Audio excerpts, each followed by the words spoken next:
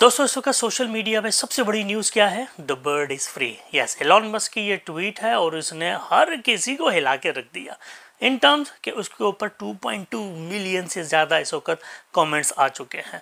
Elon Musk ने ये tweet क्यों की कि उन्होंने ट्विटर को एक्वायर कर लिया है 44 बिलियन डॉलर्स के एवज। ये सिलसिला काफ़ी अर्से चल रहा था, लेकिन जब वो बोर्ड ऑफ डायरेक्टर में शामिल हुए एलॉन मस्क कुछ शेयर्स खरीदने के बाद, उसके बाद से ही उन्होंने फैसला कर लिया था। और बहुत से पंडित भी यही कह रहे थे कि बहुत जल्द एलॉन मस्क ट्विटर को एक्वायर कर लेंगे, और यही हुआ। 6-7 महीने की legal battle back and fourth होने के बाद फाइनली वो ट्विटर के इंटरिम सीईओ बन गए हैं। इंटरिम इसलिए कह रहा हूँ कि उन्होंने आते ही पराग अग्रवाल की छुट्टी कर दी है। पराग अग्रवाल जब ट्विटर के सीईओ बने थे तो मैंने वीडियो डाला था, मुझे बहुत पसंद आई थी बात, क्योंकि बहुत यंग थे, डायनामिक थे और काफ़ी तेज़ी से तरक्की करके इतने बड़े प्लेटफॉर्म के सीईओ बनना कोई मामूली बात नहीं है।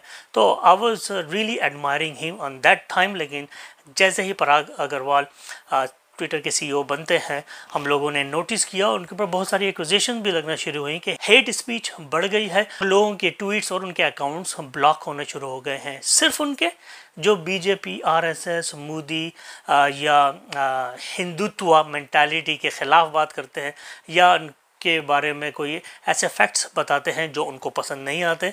इस तरह से उनके अकाउंट्स ब्लॉक होना शुरू हो गए। पाकिस्तान के भी बहुत सारे अकाउंट्स ब्लॉक हुए थे और दुनिया में बहुत सारे जो अकाउंट होल्डर थे, जिसके ट्विटर हैंडल थे, वो यही शिकायत करते नज़र आए। अब इसमें कितनी सच्चाई है, क्योंकि अब भाई एक इंडियन सीईओ इतने बड़े प्लेटफॉर्म का जो कि एक ओपन स्पीच के लिए बना था, जब इस तरह की कुछ सिचुएशन का सामना करना पड़े तो लोग इसी तरह के इल्ज़ाम लगाते हैं। कितनी सच्चाई है आई डोंट नो, लेकिन ये एक्यूजेशंस और ये इल्ज़ाम ट्विटर पे चलते आ रहे थे जब से पराग अग्रवाल ट्विटर पे थे। और यही बात एलॉन मस्क को नहीं पसंद थी, जिसकी वजह से इन दोनों के दरमियान हेट रिलेशन था।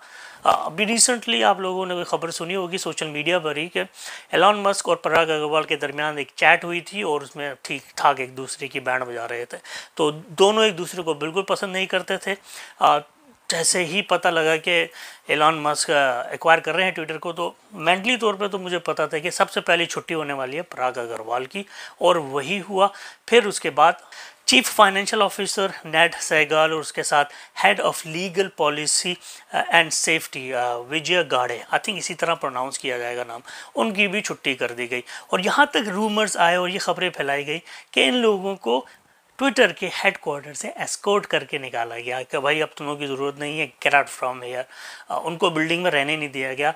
कोई कहते हैं ना कि जब आप किसी को फायर करते हैं तो कुछ नोटिस दिए जाते हैं, 1 और 2 वीक्स आप सारा जो है नॉलेज ट्रांसफ़र करो, ये सारी चीज़ें करनी पड़ती हैं, कुछ लीगैलिटीज़ के लिए पेपर्स वगैरह साइन करने पड़ते हैं। उन्होंने बोला भाई निकल लो, ये काम होता रहेगा। एलॉन मस्क ने सीधा इन तीनों को निकाला। फिर उसके साथ आई थिंक इसका इम्पैक्ट ट्विटर पे तो पड़ा ही, उनके शेयर्स नीचे गिर गए, लेकिन जो एम्प्लॉयज़, जो करंट एम्प्लॉयज़ हैं, उनके जहन में भी ये कुछ बात चल रही है कि शुड वी स्टे और नॉट। तो बहुत सी खबरें ये सुनने को आ रही हैं कि बहुत से जो लोअर स्टाफ है वो भी रिज़ाइन करने को तैयार है, क्योंकि एलॉन मस्क की मेंटालिटी से, उसकी पॉलिसी से बहुत से लोगों का इख्तलाफ है। हो सकता है क्योंकि दुनिया का अमीर तरीन आदमी है, बहुत से लोग इसको हेट करते हैं। American establishment, they don't like him at all। जो डीप स्टेट है they don't like him at all।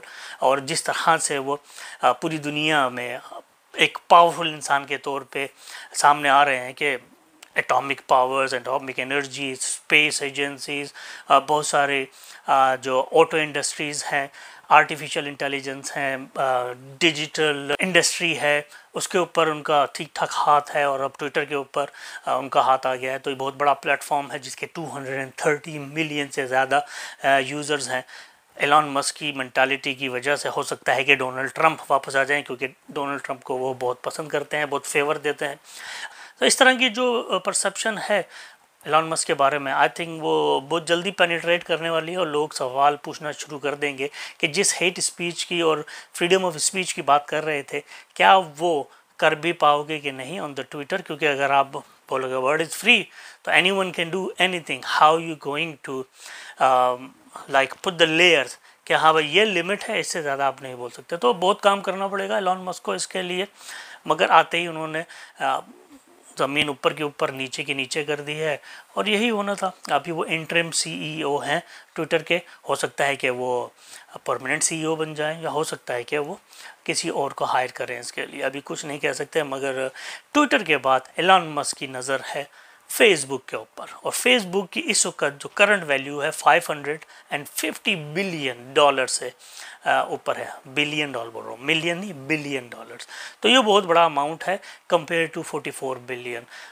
क्या एलन मस्क इसको अचीव कर पाएंगे कि नहीं, ये तो बात की बहस है, क्योंकि मुझे ऐसा लग रहा है कि अगर फेसबुक को भी वो कंट्रोल कर लेते हैं, एक्वायर कर लेते हैं, दैट्स इट, तो अमेरिकन प्रेसिडेंसी के लिए उनका नाम आ जाएगा, और हो सकता है कि वो इलेक्शन भी लड़ें एज ए अमेरिकन प्रेसिडेंट और बन भी जाएं, क्योंकि he is one of the richest. Shouldn't be a problem. At least जो हमारे बाबा जी हैं इस वक्त अमेरिका के प्रेसिडेंट, इनको नज़र तक नहीं आता, समझ भी नहीं आती, उससे तो बेहतर ही होगा।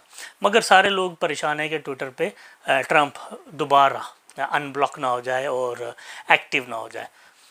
आई डोंट नो ट्रम्प से लोगों को क्या प्रॉब्लम है। अरे भाई, अगर फ्री स्पीच की बात कर रहे हैं तो करने दो उसको भी, वो अगले बंदे के ऊपर है कि उसको इम्पोर्टेंस दे या ना दे।